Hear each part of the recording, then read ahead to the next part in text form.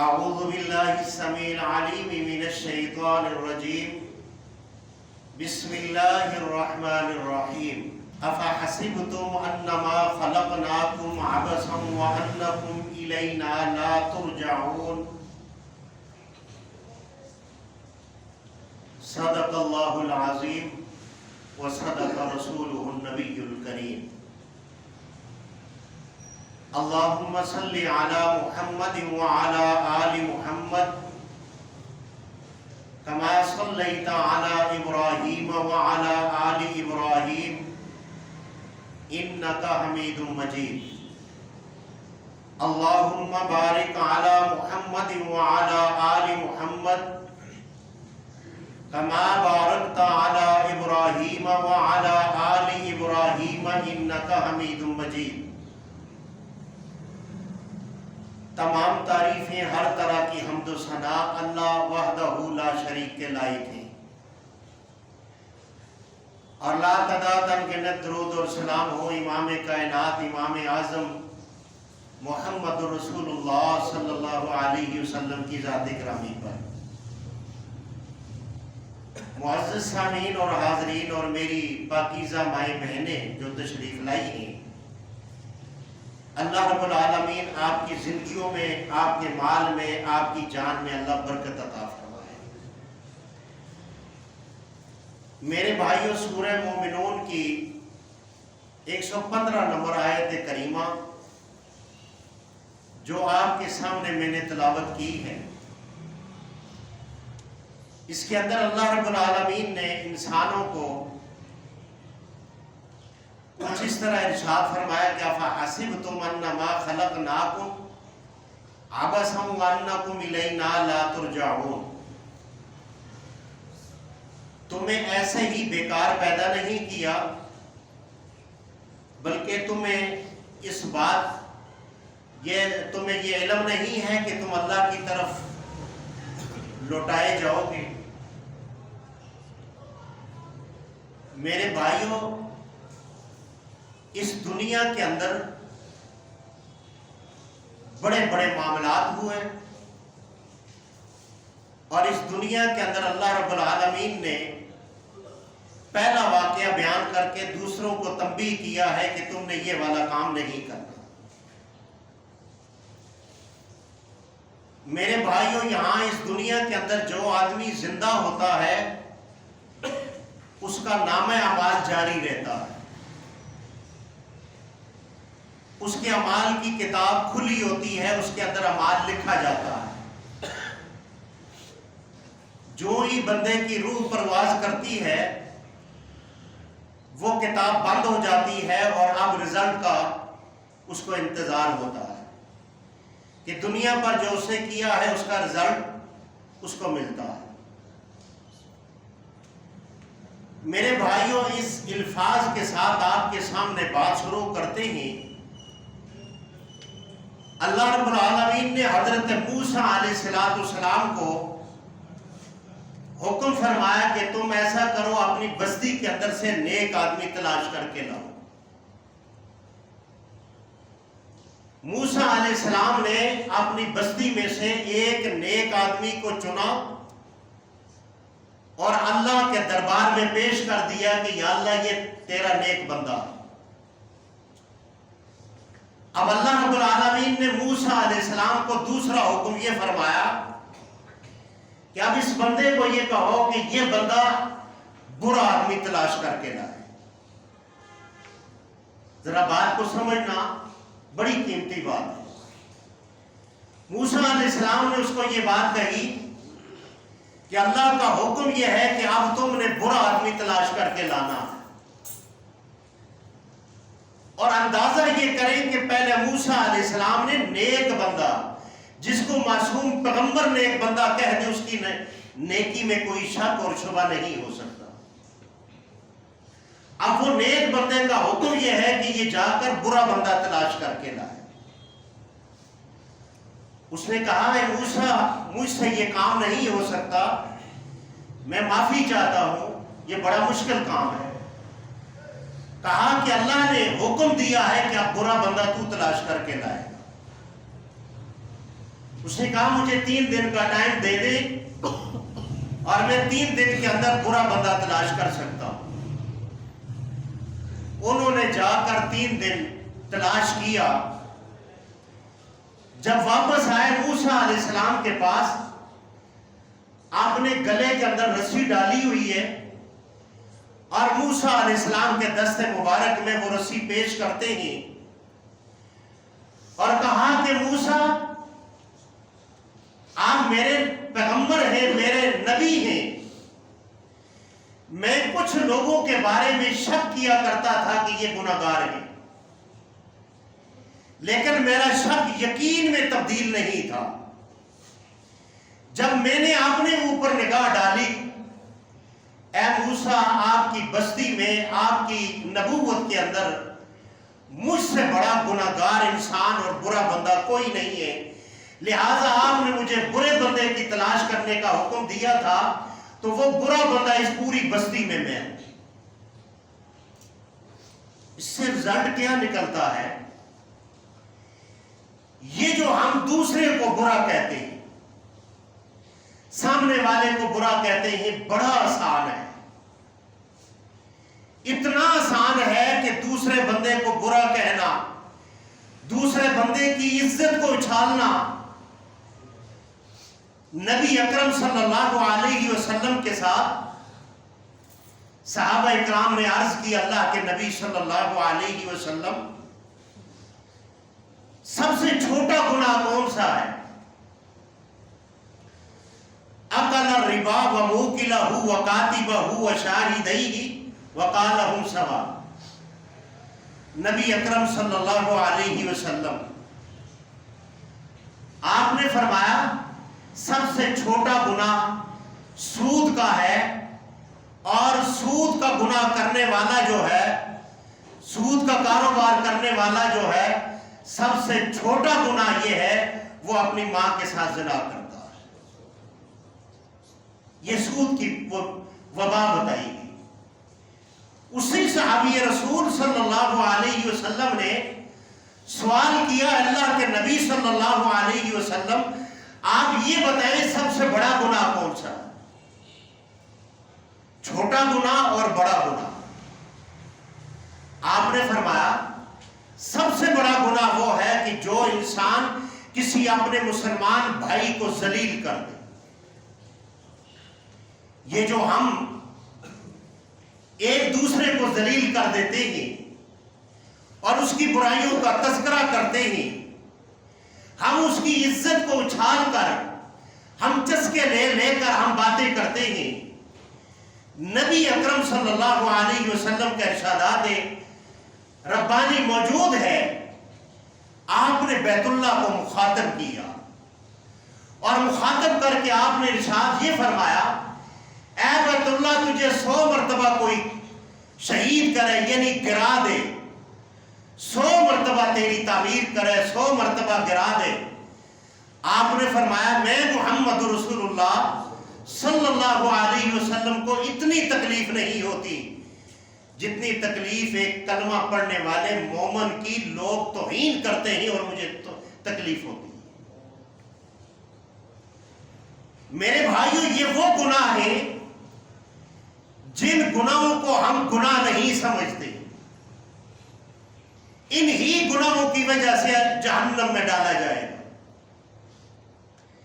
اسی لیے اللہ رب العالمین نے فرمایا افحسبتم انما خلقناکم عبثا وانکم الینا لا ترجعون۔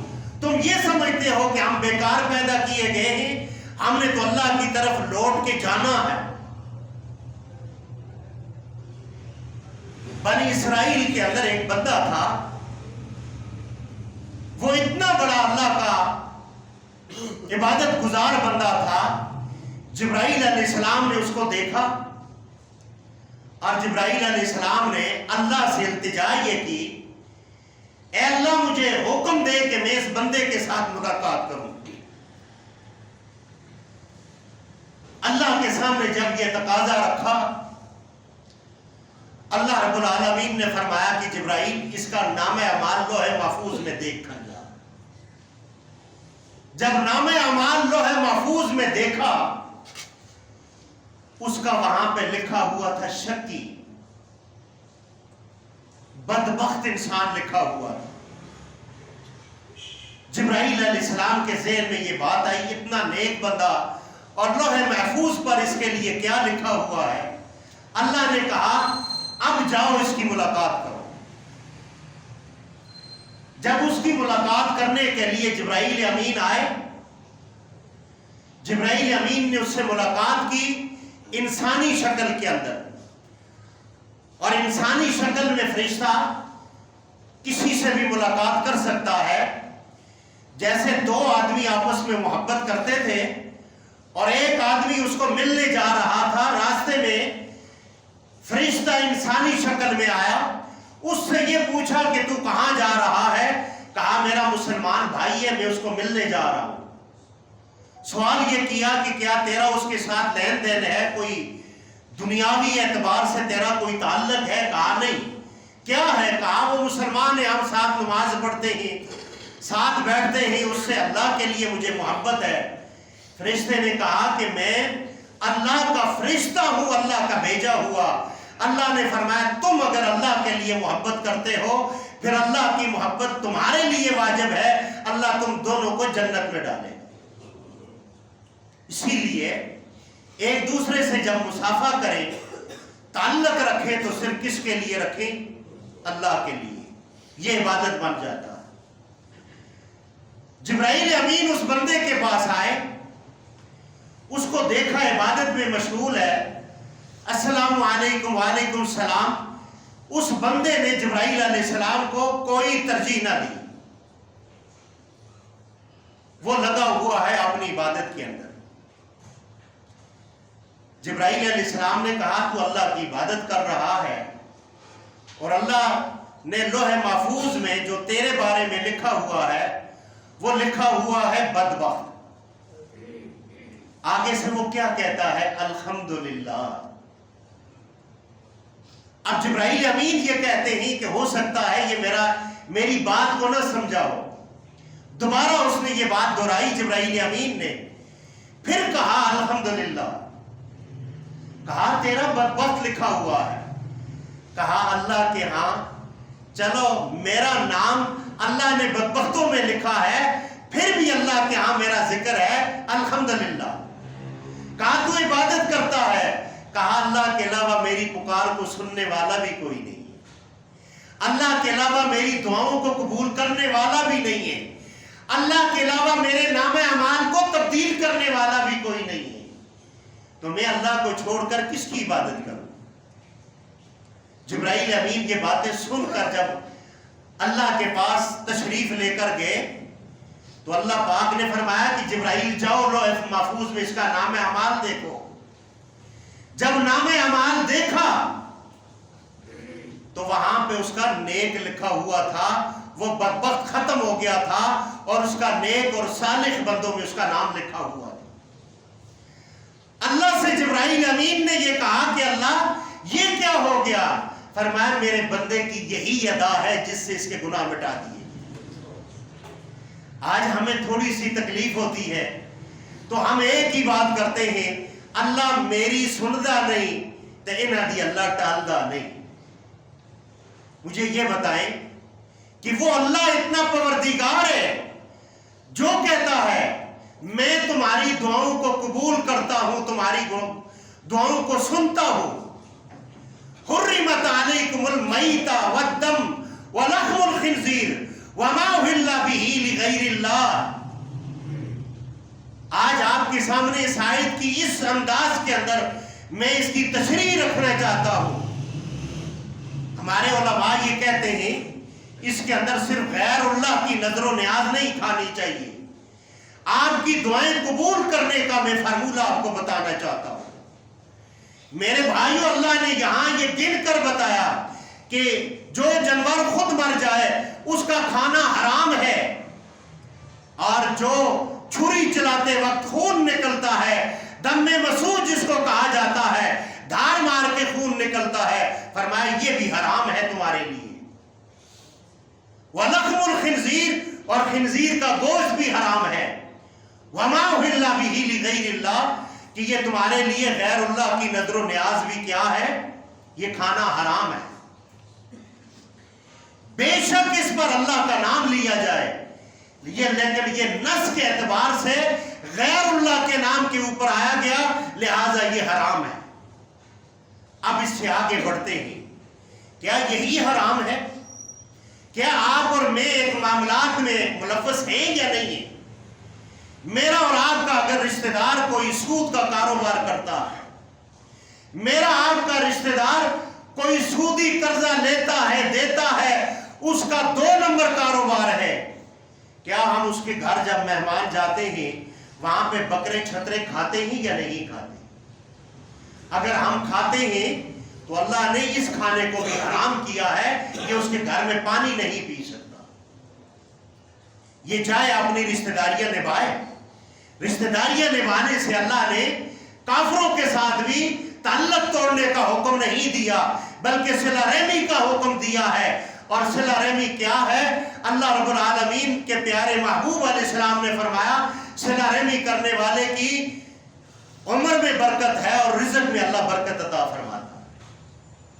صلہ رحمی کافر رشتہ دار کے ساتھ بھی رکھنے سے اسلام منع نہیں کرتا، لیکن اسلام لا اکراہ فی الدین قد تبین الرشد من الغی، اسلام پابندی لگاتا ہے تمہارے اوپر کہ تم نے کیا کھانا ہے اور کیا نہیں کھانا۔ تو رشتہ دار اگر کوئی ایسا کاروبار کرتا ہے، اس رشتہ دار کے گھر میں کھانا کھانا، یہ جو نیک اور صالح بندہ جب کھاتا ہے تو اس نے اس کے کاروبار کی، اس کے لقمے کا اس نے تائید کر دی، کھا کر یہ نماز پڑھتا ہے، اس کے اندر بھی وہ لقمہ حرام چلے گیا، جب کس کو علم ہے کہ یہ سود کا کاروبار کرتا ہے، یہ بینک میں ملازم ہے، یہ بینک میں کاروبار کرتا ہے، یہ عدالتوں کے اندر جھوٹ بولتا ہے، یہ عدالتوں کے اندر رشوت لیتا ہے، یہ یہاں سے وہاں قلم کے ساتھ لکھ کر پورا نقشہ تبدیل کر دیتا۔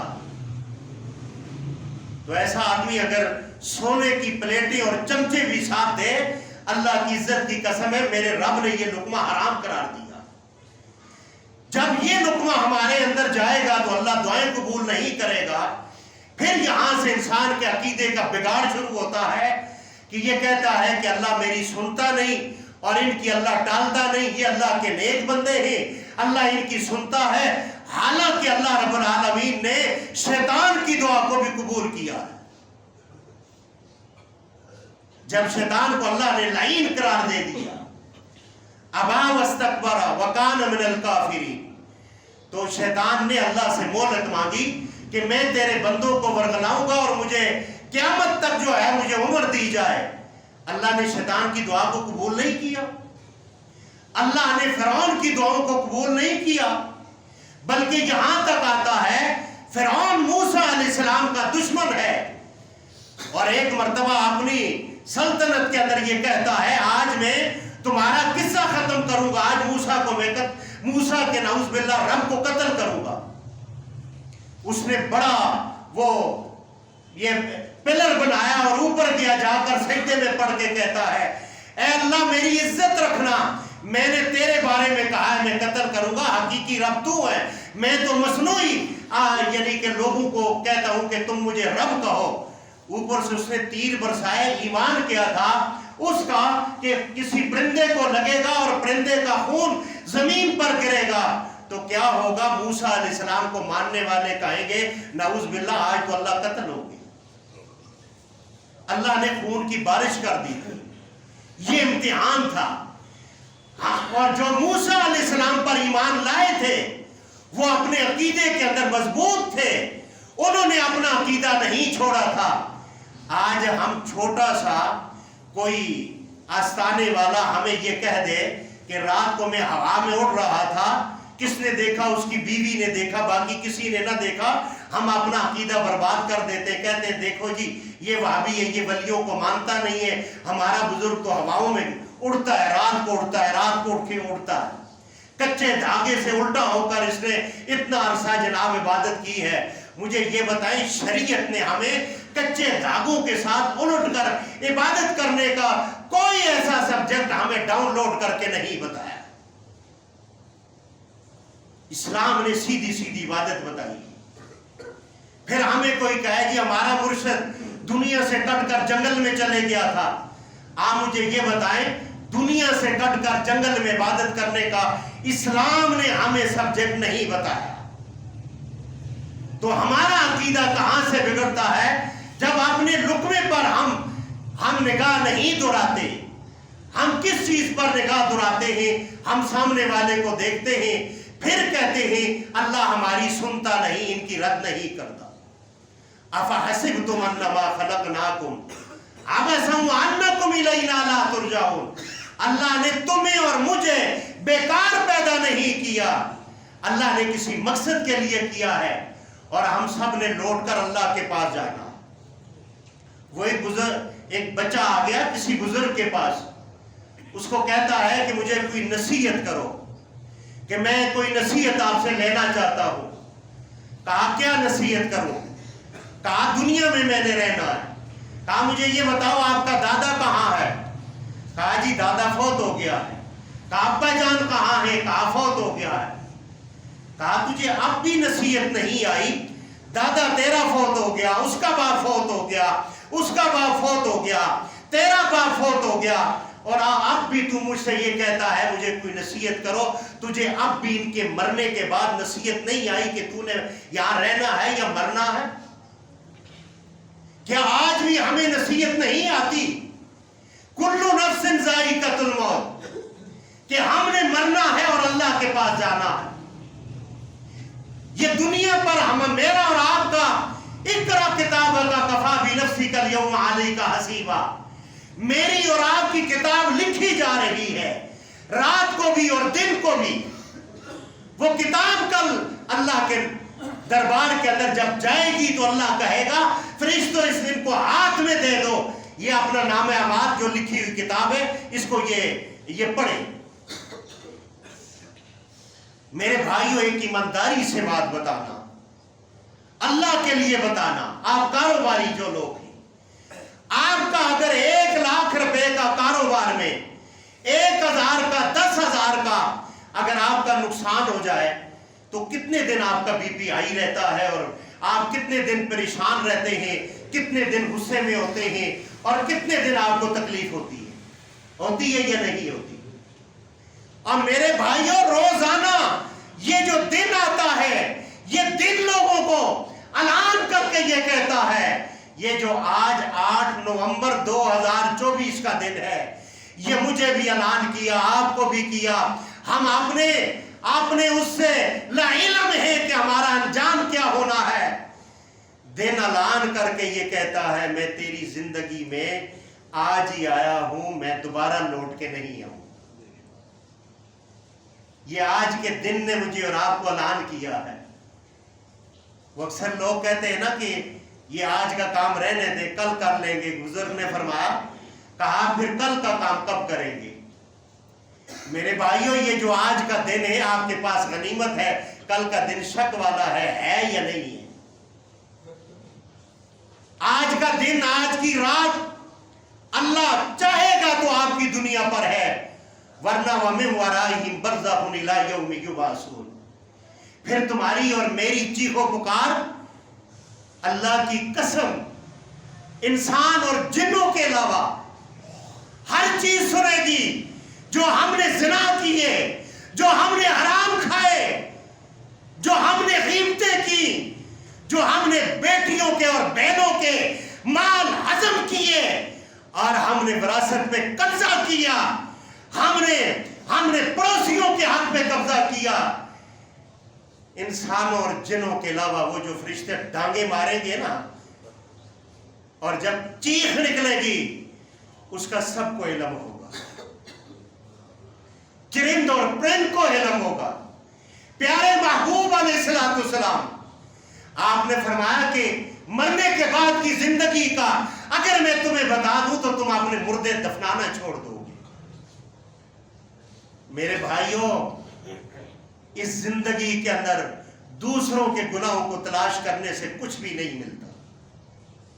میں اگر آپ کے گناہ تلاش کروں، میرے سامنے بھی آپ گناہ کریں، ساری زندگی میں اس خوش فہمی میں رہوں گا کہ میں گناہگار نہیں ہوں، اس نے فلاں جگہ میں گناہ کیا تھا، ہو سکتا ہے کہ آپ توبہ کر کے مجھ سے آگے چلے جائیں، آپ اللہ کے برگزیدہ بندے بن جائیں، آپ اللہ کے نیک بندے بن جائیں، اور میں اپنی خوش فہمی میں وہیں تکبر میں رہوں اور اس تکبر کے اندر موت آ جائے تو پھر کیا ہوگا؟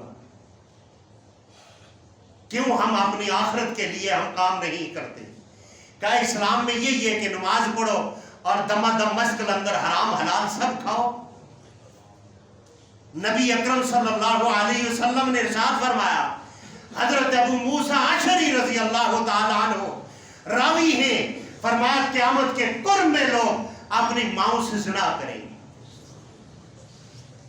میرے بھائیوں، ہم نے تو سنی ہوئی باتیں، بس ان پہ مولویوں نے جمعے میں بات کی، حالانکہ جمعہ وہ دن ہوتا ہے کہ ہفتے کے اندر جمعہ پڑھنے، یعنی ہم کلاس لینے جاتے ہیں، ہمارے ایمان کی اور ہمارے اسلام کی کلاس ہوتی ہے، ہم سیکھنے جاتے ہیں، اور مولوی چند باتیں کر کے کوئی جی قبروں پہ پھول لگا دیتے ہیں، کوئی بزرگوں کا ہاتھ باہر نکل آیا اور سلام کیا، یہ مانتے نہیں۔ ہمارے بزرگ نے تو ہاتھ باہر کر کے جناب سلام کا جواب دیا، کہو استغفر اللہ۔ صحابہ کرام نے پوچھا اللہ کے نبی صلی اللہ علیہ وسلم، وہ کون بدبخت ہوگا جو اپنی ماں کے ساتھ زنا کرے گا؟ فرمایا سود کا کاروبار عام ہو جائے گا، سود کا کاروبار۔ آج دیکھ لیں ہماری دکانیں، اور پھر یہ بھی دیکھ لیں آپ میں کچھ ایسے بھائی بیٹھے ہوں گے جو مارکیٹوں کے مالک ہوں گے اور مکانوں کے مالک ہوں گے۔ میں معذرت کے ساتھ اس ممبر کا حق ادا کر کے آپ کے سامنے ایک بات میں کرنا چاہتا ہوں، اگر آپ مانیں یا نہ مانیں اس کا حق مجھے نہیں ہے، مجھے میرے رب نے جو حکم دیا ہے کہ العلماء ورثۃ الانبیاء، یہ انبیاء کی وراثت کو تقسیم کرنے والے ہیں، تو میں وہ وراثت آپ کے سامنے پیش کرنے لگا ہوں۔ یہ جو ہم دکانوں کے جو کسی کو کرائے پہ دیتے ہیں اور اس کا ہم 10 لاکھ 5 لاکھ جو ہم اس کی سیکورٹی لیتے ہیں، مجھے یہ بتائیں یہ حلال ہے؟ جو مکان ہے ہم اس کو کرائے پہ دیتے ہیں اور اس مکان کو دے کر اس کے ساتھ 2 کرائے یا 1 کرایہ یا 3 کرائے ہم لیتے ہیں، مجھے یہ بتائیں یہ حلال ہے؟ کبھی ہم نے پوچھا کسی مولوی صاحب سے؟ پھر ہم مولویوں پہ گلہ یہ کرتے جی مولوی ہمیں بتاتے نہیں، مولوی ہمیں بتاتے نہیں۔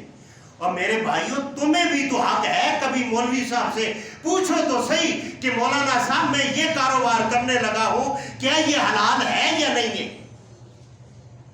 جو پلازوں کا مالک چاہے جتنا بڑا چودھری ہو، وہ اپنے گھر میں چودھری ہوگا، ممبر رسول کے سامنے وہ ایک عام آدمی ہے، بات ٹھیک ہے یا نہیں؟ ممبر رسول کے سامنے اس کی کوئی چودراہٹ نہیں ہے۔ مسجد کے اندر سب سے بڑی چودراہٹ اللہ کی توفیق سے مسجد ہے اور مسجد کا ممبر ہے۔ یہ جو بڑے بڑے لوگ 10-10 لاکھ روپیہ دکانوں کا سیکورٹی کے نام پہ لے کر اس کو اپنے ضروریات میں استعمال کرتے ہیں، یہ دینے والے کے لیے نہیں، لینے والے کے لیے سود ہے، یہ اس میں جو کاروبار کرتا ہے یہ سود ہے۔ جو میرا چیلنج ہے، امام کعبہ تک چیلنج ہے، اگر آپ اس کی تحقیق کریں، جاءکم فاسقٌ بنبأ فتبینوا، اگر آپ کو میری بات کے اندر شک ہے، جاؤ قرآن تمہیں حکم دیتا ہے اس کی تحقیق کرو، اور تحقیق کرنے کے بعد آپ لے کر آؤ کہ یہ پیسہ حلال ہے۔ میں یہ ہاتھ میں قرآن لے کر کہتا ہوں، میں آپ کے سامنے ممبر پہ آپ سے معافی مانگوں۔ میرے بھائیوں ہم نے کبھی یہ بات سوچی نہیں ہے کہ ہم اگلے سے 10 لاکھ 20 لاکھ یہ لے کر ہم اس کو سیکورٹی کا نام لے کر، کیا وہ دکان کو مکان کو پلازے کو اٹھا کر بھاگ جائے گا؟ وہاں پہ لی جاتی ہے۔ مثال کے طور پر میں آپ کو کہتا ہوں مجھے قرض دیں، اور آپ مجھے نہیں جانتے میں کہاں ہوں کہاں نہیں، آپ میرا موبائل رکھ سکتے ہیں لیکن استعمال نہیں کر سکتے، اس لیے کہ میں واپس آ جاؤں اور آپ کا پیسہ واپس کروں۔ اگر آپ استعمال کریں گے وہ استعمال آپ کے لیے وہ ناجائز ہوگا۔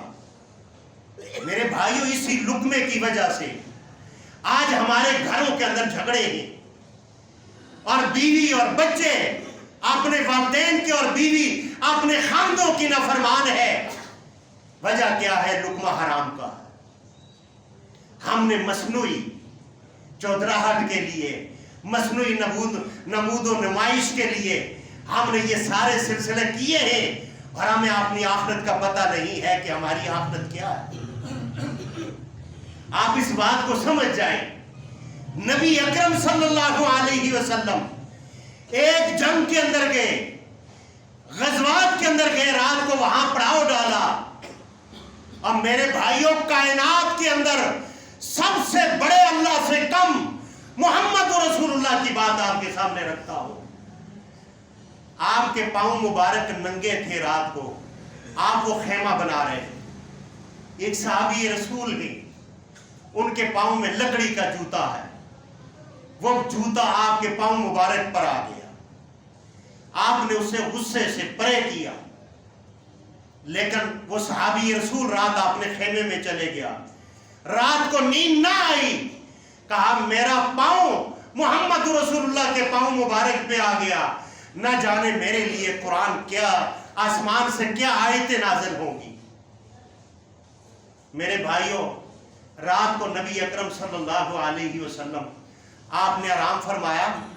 آج کل تو ہم پتہ کیا کرتے ہیں، رات کو 2 بجے سوتے ہیں، اور یہ دیکھ لیں کون سی مخلوق رات کو جاگتی ہے اور صبح نماز کے وقت کون سی مخلوق سو جاتی ہے۔ نام لینے کی ضرورت نہیں، آپ بشعور انسان ہیں۔ وہ مخلوق دن کو گاڑیوں کے نیچے پڑی ہوتی ہے، آپ خود اندازہ لگا لیں۔ رات کو نبی اکرم صلی اللہ علیہ وسلم کا فرمان ہے کہ عشاء کی نماز کے بعد جلدی سو جاؤ۔ یہ جو قرآن کی آیت ہے نا، وَإِذَا طَعِمْتُمْ فَانْتَشِرْ، یہ کیوں نازل ہوئی تھی؟ یہ نبی اکرم صلی اللہ علیہ وسلم کا ایک نکاح ہوا تھا، جس نکاح کے بعد، ولیمے کے بعد صحابہ اکرام آپ کے بیڑے میں بیٹھے ہوئے تھے، اور آپ یہ فرما رہے تھے صحابہ کہ ہم بار بار محمد رسول اللہ کو دیکھیں گے، لیکن محمد رسول اللہ صلی اللہ علیہ وسلم آپ ناگوار نہیں کرتے تھے کہ صحابہ یہاں بیٹھے۔ آپ باہر نکل گئے، آپ شرمیلے تھے، باہر نکلے، آسمان سے آیت نازل ہو گئی، فرمایا میرے محبوب نے کہے وَإِذَا طَعِمْتُمْ فَانْتَشِرْ، کھانا کھا لیا تو یہ منتشر ہو جائے۔ اس لیے کسی کے گھر میں جائیں، عشاء کی نماز کے بعد زیادہ دیر تک مہمان کو بیٹھنے کا حکم نہیں ہے۔ صبح نماز کے وقت حضرت بلال کو بھیجا، فرمایا بلال جاؤ اس کو بلا کے لاؤ۔ جب صحابی رسول کو بلا کے لایا، آج اگر ہم کسی کے ساتھ زیادتی کر دیں، عزت کا جنازہ نکال دیں، ہم اگلے کو بے عزت کر دیں، اگلے کو ہم گال گلوچ کر دیں، ہم اگلے کو چانٹا مار دیں، ہم رات کو سکون میں سوتے ہیں اس اعتبار سے کہ میں حق پہ تھا اور یہ باطل پہ تھا۔ مجھے یہ بتائیں وہ صحابی رسول نے کیا نبی اکرم صلی اللہ علیہ وسلم کے پاؤں مبارک پر جان بوجھ کر اپنا جوتا لگایا تھا؟ جان بوجھ کر نہیں لگایا، لاعلمی کے اندر پڑ گیا، لیکن رات کو وہ سویا نہیں کہ میرے لیے کیا حکم آئے گا۔ بلال حبشی کو بلایا، کہا وہ کون ہے جس کا پاؤں محمد رسول اللہ صلی اللہ علیہ وسلم کے پاؤں مبارک پر آیا ہے؟ انہیں محمد رسول اللہ نے اپنی عدالت میں بلایا۔ جب ان کو وہ کہا کہ میں تو اب اللہ کے نبی کی عدالت میں جاتے ہوئے میں کانپ رہا تھا کہ شاید میرے لیے کون سا حکم آیا ہے۔ میرے بھائیوں جب عدالت میں گئے تو کہا اللہ کے نبی صلی اللہ علیہ وسلم فرماتے ہیں کہ میں تجھ سے معافی مانگتا ہوں، میں اللہ کی عدالت میں یہ جو تجھے میں نے سختی سے کہا ہے کہ پاؤں اٹھاؤ، کہا اللہ کے نبی صلی اللہ علیہ وسلم میں آپ سے معافی مانگتا ہوں۔ کہا کہ یہ 80 بکریاں جو ہیں یہ بھی تم لے لو، محمد رسول اللہ نے فرمایا۔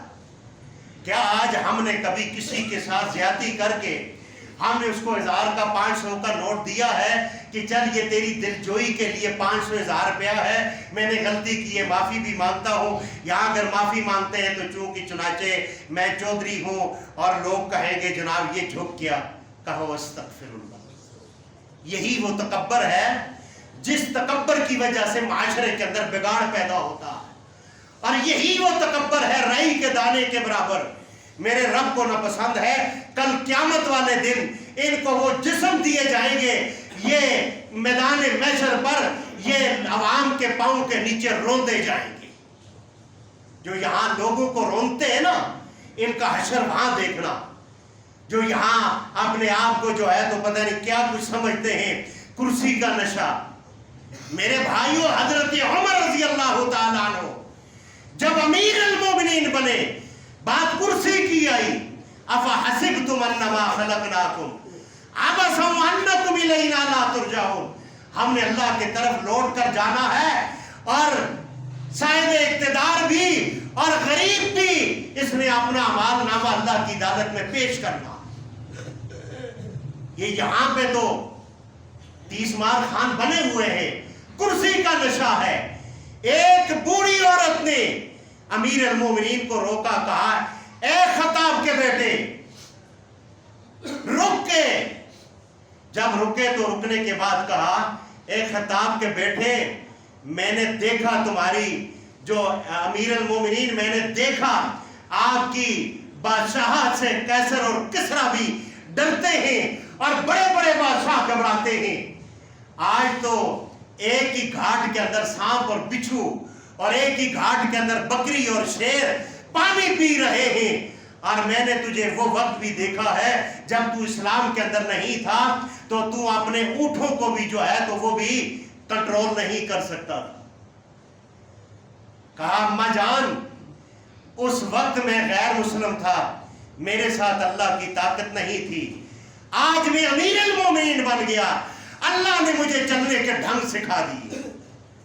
अल्लाह की जमीन है, अल्लाह का आसमान है। हम कहते क्या है कि दाढ़ी मैं रखूंगा, लेकिन मैं चूंकि दाढ़ियों वालों को देखा है वो गुनाहगार है, मैं दाढ़ी तो तब रखूंगा, बैतुल्ला जाऊंगा, फलां जाऊंगा, वहां रखूंगा। क्या है जी, मैं नेक नहीं हूं। और अल्लाह की जमीन पर एक दाढ़ी की कसम उठाई है कि मैं इसको शेव करूंगा। कसम तो ये उठा कि मैं अल्लाह की जमीन पर रहकर गुनाह करके मैं अल्लाह की जमीन पर अल्लाह की नेमत इस्तेमाल नहीं करूंगा। मैं खाना पीना बंद करूंगा। खाली दाढ़ी के लिए सोचा है, मैं बैतुल्ला जाऊंगा, मैं वहां जाऊंगा, दाढ़ी रखूंगा, मैं इस्लामी शबात लाऊंगा। अगर वो जिंदगी में वो दिन ही ना आया बैतुल्ला वाला, तो फिर क्या होगा।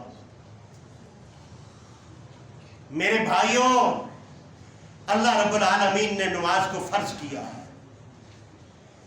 और नमाज के साथ साथ अल्लाह ने ज़कात को और सदके को भी फर्ज किया है, जिसकी कदर आज मुझे और आपको नहीं है। अल्लाह ने क्या फरमाया, वअन्फिकू मिम्मा रज़क़नाकुम मिन क़ब्लि अन यातिया अहदकुमुल मौत। तुम खर्च करो किससे, मौत से बाद या पहले? मौत से पहले। अहदकुमुल मौत फयक़ूल रब्बी लौला अख़रतनी इला अजलिन क़रीब फ़अस्फ़द्दक़ व अकुन मिनस सालिहीन।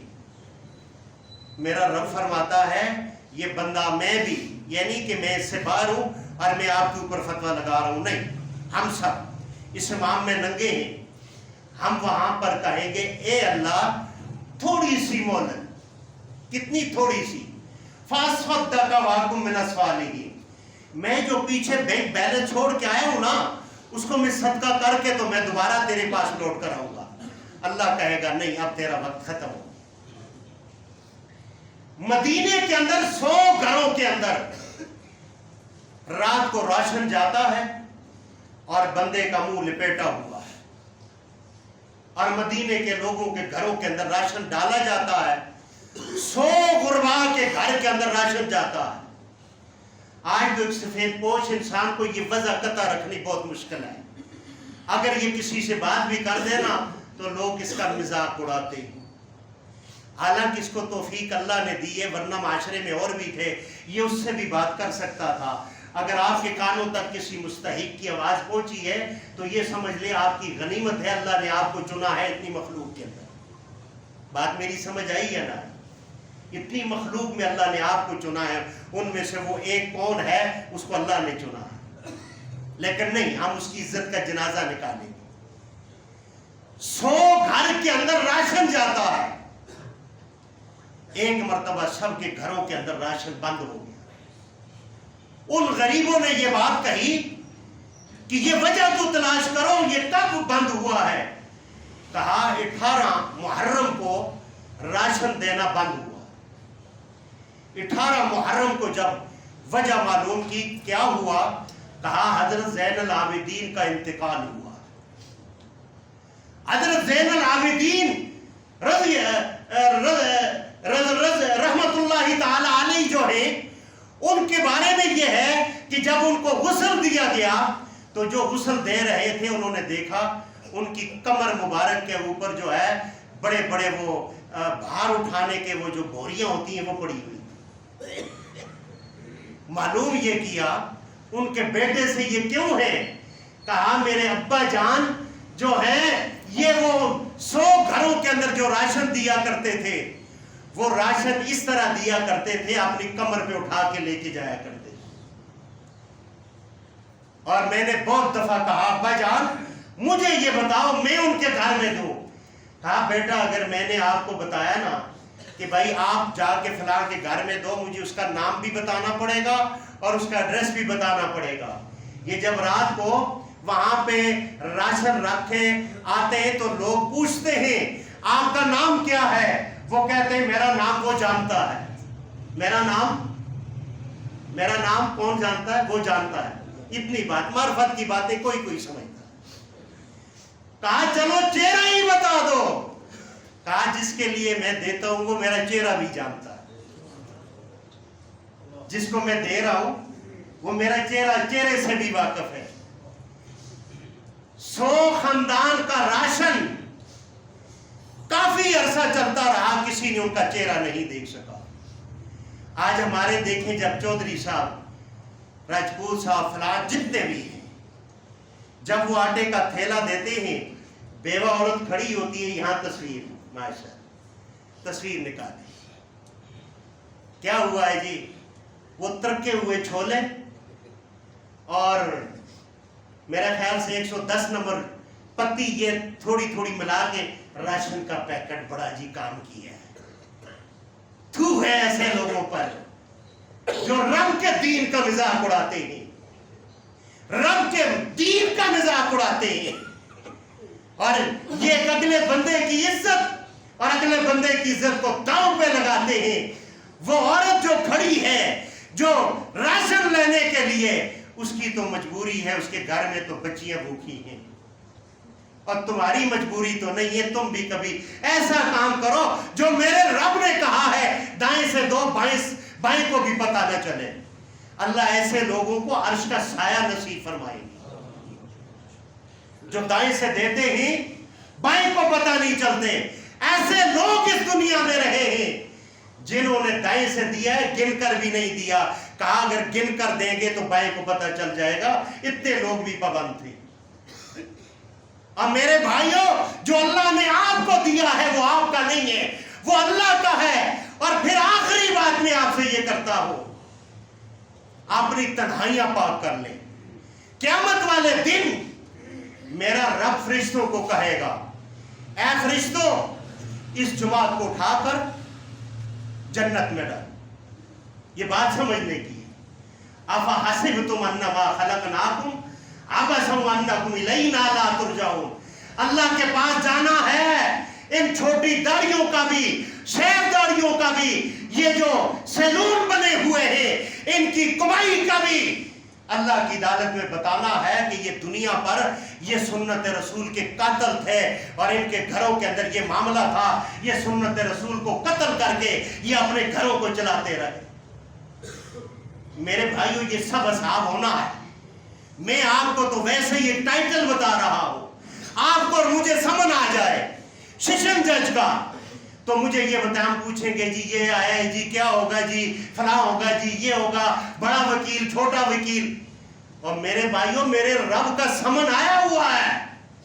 आप अपनी शादियों में, अपने ब्याह में, अपने मौत में जहां पर रिश्तेदारों को राजी करते हो वहां पर अल्लाह को भी राजी करो, अल्लाह के रसूल को भी राजी करो। मेरा रब कहेगा इस जमात को जन्नत में डालो। फरिश्ते जन्नत में लेकर जाएंगे, आगे से जन्नत का दरवाजा बंद हो जाएगा। وہ جنتی کہیں گے اے اللہ ہمیں تو جنت میں ڈالنا تھا، میرا رب کہے گا تمہاری تنہائیاں جو تھیں وہ گناہوں کے دلدل میں۔